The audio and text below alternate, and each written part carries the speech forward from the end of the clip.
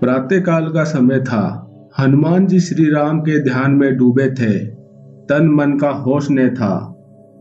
समुद्र की लहरों का शोर तक उन्हें सुनाई नहीं दे रहा था। उनसे कुछ ही दूरी पर सूर्य पुत्र शनिदेव विचरण कर रहे थे। बार बार वह सोचते किसी को अपना शिकार बनाए, किंतु दूर दूर तक समुद्र तट पर उन्हें कोई दिखाई नहीं दे रहा था। उनकी वक्र दृष्टि ज्वार भाटे से गीली बालू पर जहां जहां पड़ती थी, वहीं की बालू सूख जाती थी। उससे शनिदेव का अहंकार और बढ़ जाता था। अचानक शनिदेव की दृष्टि आंखें बंद किए बैठे हनुमान जी पर पड़ी। शनिदेव ने मन ही मन कहा, मिल गया शिकार। बेशक जानवर है, किंतु जीवधारी तो है ही। कुटिलता से मुस्कुराते शनिदेव हनुमान जी की ओर चल दिए। दूर से ही उन्होंने पुकारा, अरे ओ वानर, शीघ्रता से आंखें खोल। देख, मैं तेरी सुख शांति को नष्ट करने आया हूँ। मैं सूर्य पुत्र हूँ। इस सृष्टि में ऐसा कोई नहीं जो मेरा सामना कर सके। शनिदेव सोचते थे कि उनका नाम सुनते ही हनुमान जी सिर से पैर तक कांपते हुए उनके चरणों पर लौटने लगेंगे, गिड़गिड़ाकर प्राणों की भीख मांगेंगे। किंतु ऐसा कुछ नहीं हुआ। हनुमान जी ने धीरे से आंखें खोली, क्रोध से काले पड़े शनिदेव को देखा, फिर चेहरे पर अचरज के भाव लाते हुए पूछा, महाराज आप कौन हैं? इस तपती बालू पर क्या कर रहे हैं? कहिए, मैं आपकी क्या सेवा कर सकता हूँ? हनुमान जी की बात सुनकर शनिदेव गुस्से से लाल पीला होकर बोले, अरे मूर्ख बंदर, मैं तीनों लोगों को भयभीत करने वाला शनि हूँ। जिसकी राशि पर मेरे कदम पड़ते हैं, वह दैत्य हो या मानव, इंद्र हो या कुबेर, सब धराशायी हो जाते हैं। आज मैं तेरी राशि पर आ रहा हूँ, साहस हो तो मुझे रोक। हनुमान जी मुस्कुराते हुए बोले, आपकी नाक पर तो गुस्सा बहुत जल्दी आ जाता है महाराज। मैं बूढ़ा वानर, आप युवा सूर्य पुत्र, क्या कहकर आपको रोकूंगा? प्रार्थना ही कर सकता हूँ कि व्यर्थ का क्रोध छोड़िए, कहीं अन्य जाकर अपना पराक्रम दिखाइए। मुझे आराम से श्री राम की आराधना करने दीजिए। शनिदेव और भड़क उठे।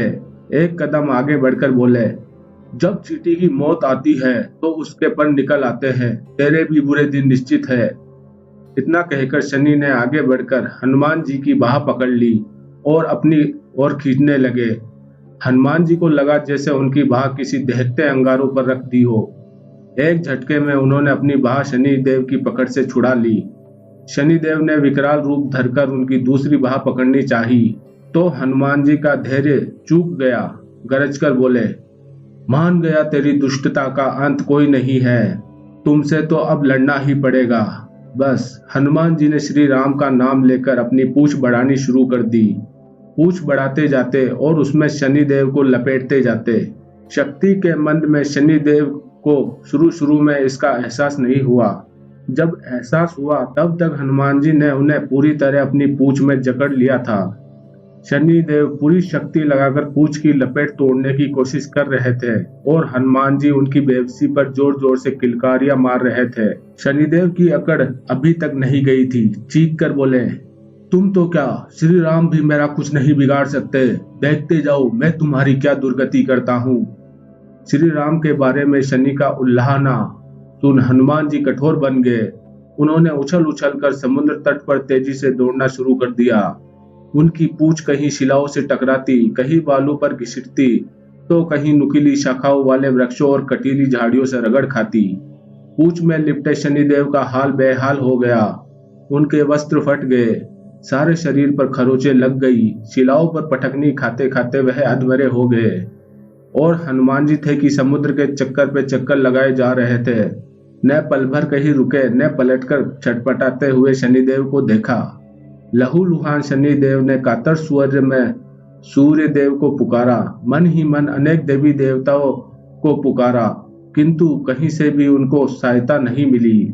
मिलती भी कैसे? शनि ने कभी किसी का भला किया हो तो कोई उनकी ओर से बोलता या कुछ करता। आखिर में कातर स्वर में शनिदेव ने हनुमान जी को ही पुकारा, दया करो वानर राज, मुझे अपनी उद्दंडता का फल मिल गया। मेरे प्राण मत लीजिए। मैं वचन देता हूँ भविष्य में आपकी छाया से भी दूर रहूंगा। हनुमान जी ने शनि को एक और पटकनी दी। बोले, अकेली मेरी छाया से ही नहीं, मेरे भक्तों की छाया से भी दूर रहना होगा। झटपट हाँ कहो या एक और पटकनी दूं?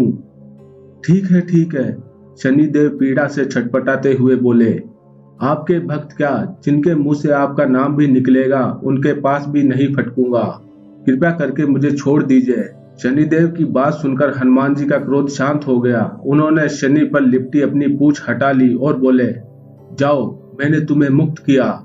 शनि निष्प्राण से समुद्र की बालू पर गिर पड़े। फिर खड़े होकर हनुमान जी के चरणों को पकड़कर बोले, मुझे छोड़कर आपने बड़ी कृपा की, अब एक कृपा और कीजिए। हनुमान जी ने कहा, कृपा तो श्री राम करेंगे, फिर भी बोलो क्या चाहिए। श्री राम की भक्ति छोड़कर जो मांगोगे दूंगा।